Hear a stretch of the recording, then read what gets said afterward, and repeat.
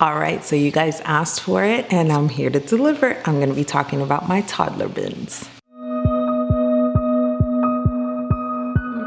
Welcome to Plan, Prep, Pray. My toddler bins are split up into two sets. I've got a set of toddler bins for my 1-year-old and a set of toddler bins for my 3-year-old. So I'm going to do two separate videos because I feel like that's going to be a lot. All right, so I'm going to quickly record my 1-year-old's bins with her in here. Pray for me. Let's hope I can get through this. Okay, so I will put right up here the different activities that I like to include, or different types of activities that I like to include in her bins. All right, so for matching here, we are matching different fruits and vegetables, and I have these Safari LTD vegetables and fruits for her to match. No, Stacey, no. Sorry. Okay. Over here, I have these different tongs and things that she uses to in 2 bowls. So she'll have a bowl here and I'll have the big pom-poms in there, and then she takes the tongs, pinches it, and puts it from this side to that side, if she doesn't just take it and dump it all over the floor. Facts. All right, so over here she is to separate the bears. A lot of the times she just kind of likes to feel on them, which is fine, but the point of this is supposed to be a sorting activity. And then she has the ABC book that has been through it. This book has been in the family since my 10-year-old was practically born. And so it's been through it. But it's hanging in there. Board books for the win. All right, bin number 2. So I am currently missing the spoon that goes here, but she has a little spoon that goes here that she's supposed to use to transfer from one bowl to the next, and that is her life skill, practicing, using a spoon, which I don't know where she put it. She's probably messing with it. And then in here she has her different animals, which I have her sort the animals that are the same. Yeah, wow, yeah, pear, good job, mama. But I have her sort the animals that are the same. Yeah, apple. And do that. This is her book that's in here. It's a touch and feel book, and her sister or her brother usually reads it to her, and she touches and feels it. Cool, baby, it's a corn. Okay, over here, this is a simple thing that I made with some duct tape. Banana. I made with some duct tape, and I just took out construction paper, cut it up, put it on a piece of white cardstock, and taped it down, and then cut out another square piece, and I just have her match the colors. This is a dirty cloth, but she pretty much uses this to wash a toy, and so I'll hand her a toy, I'll hand her this bowl with a little bit of water in it, and I will have her clean one of her animals and give it a nice little bath, or give a little baby doll a bath or something like that. And that's that. So this third bin has this Winnie the Pooh Senses book.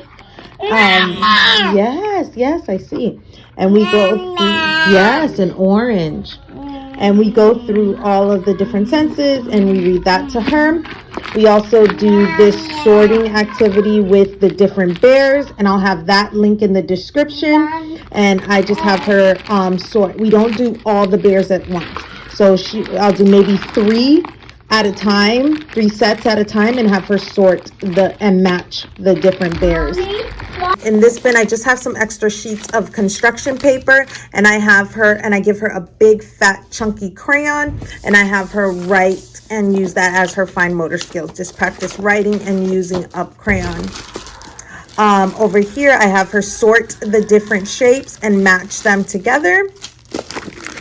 And that is it for this bin.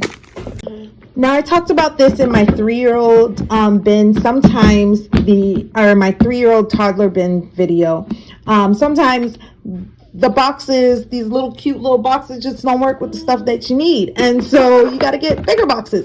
And so she's got one box that is bigger as well, and it houses this container, this yogurt container that has this slit in it, and some old cards from the dollar store. And she pretty much just uses this as a fine motor activity, and we just shove it in here. That's it. We have different tops for different things. We have a top with a hole in it. We have a top with slits in it, and so that we can change out the activity very easily just by changing the top and not necessarily changing the bottom bin. The other thing that you can go play with it. Go play with it. The other thing that we have in here is these strips of felt, and it just changes up the texture. And we have her match, by we I mean me, I have her match the different colors with the correct felt piece. And so that's what she does with that. Also in here we have Mrs. Potato Head, sorry. And so she plays with Mrs. Potato Head as one of her activities. I also have in here some matching using letters. She's honestly not able to do this yet, but working with her brothers and sisters, they're able to guide her and direct her so that she can see, oh, it's the same toy, that kind of stuff. And we usually do only like 2 of these at a time. So we don't lay out all of them at once because it will be way too overwhelming. So we do 2 at a time and hand her the 2 matching cards and allow her to find the match. This is also more matching. And in this book, we have a little one, God Loves You. In this box, not in this book. And so we usually read that to her. She can't read by herself, but sometimes she likes to pretend that she can read. And so we just let her be brave. If she wants to pretend that she can read, I'm good with it. The last bin that we have here is this bin. Like I told you, we have different tops. I will quickly grab the container and then just switch out the top and have him use this top, or have her use this top and take these and put them through and work on fine motor that way.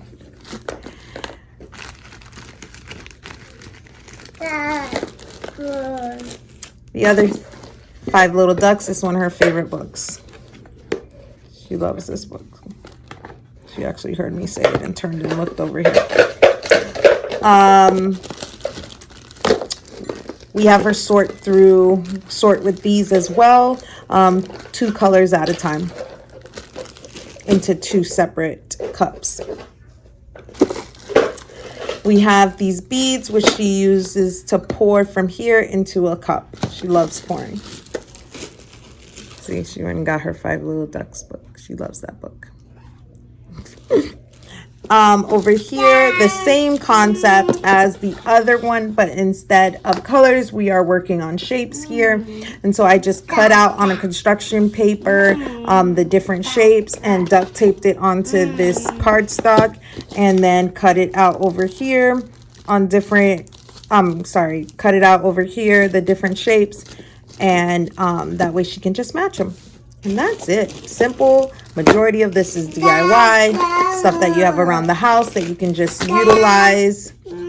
Yes. Nom, nom, nom. Yeah. Nom nom nom.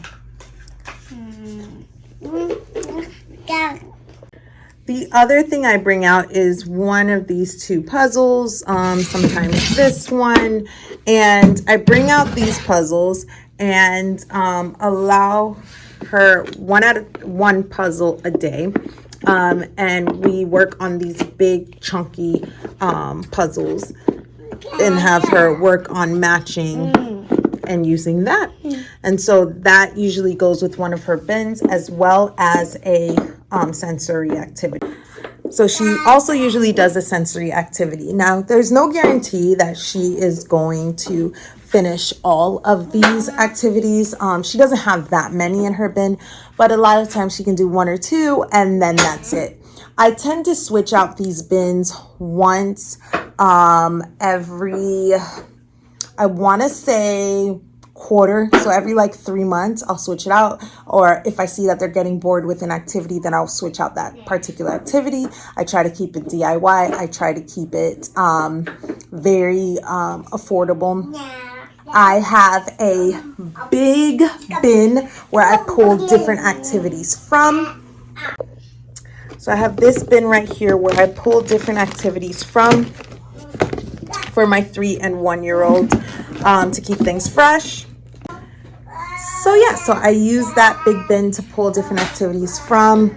I also have the shelf work from JDA to help me think of different activities, and I also use YouTube, and I also use what my children are currently interested in, whether it's pouring, whether it's I notice that she's putting a lot of things into her mouth, then I'll do like more of a tasting type Montessori play and stuff like that. So just depending on what she's interested in, that really directs how we go with her bins. I don't switch them out often. Ain't nobody got time for that. But it helps me to be so productive and such a good steward of my time, is because it keeps her distracted, you know, not just like sitting in front of a TV distracted. It keeps her engaged, and sometimes she doesn't utilize the activities the way that they're attended. Sometimes they're just used to be dumped on the floor. Sometimes they are used creatively in other ways. Like I see her doing other things with them, and I'm fine with that. The point is that it's thought of ahead of time, it's prepared, and it's ready to go for her. Thank you for watching. Don't forget to subscribe for more productivity tips on how to balance it all and juggle it all when it comes to these little ones. Until next time, bye. Bye. You say bye? Bye. Say bye-bye.